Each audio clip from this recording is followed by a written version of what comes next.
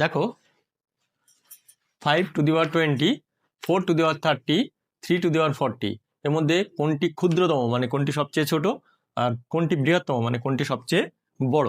সোজা উপায়েই করি, আমরা 10কে ব্র্যাকেটের বাইরে রাখবো। তাহলে 10 2 ইন্টু 10 মানে 10 দিয়ে 20, এটা হলো 4,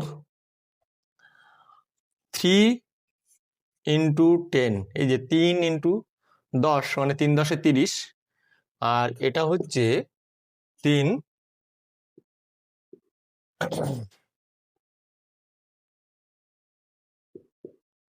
3 টু দি পাওয়ার 4 ইন্টু 10, 4 10 40, এই যে 4 10 40, 3 10 30 আর 10 দিয়ে 20।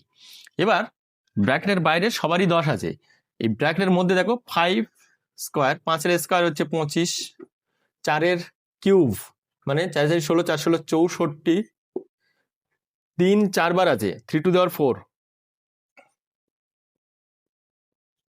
3 3 9, 3 9 27, 3 27 81, এর মধ্যে সবচেয়ে ছোট 25 আর সবচেয়ে বড় 81।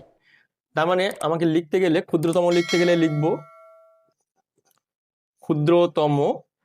ক্ষুদ্রতম হচ্ছে 5 টু দি পাওয়ার 20 আর বৃহত্তম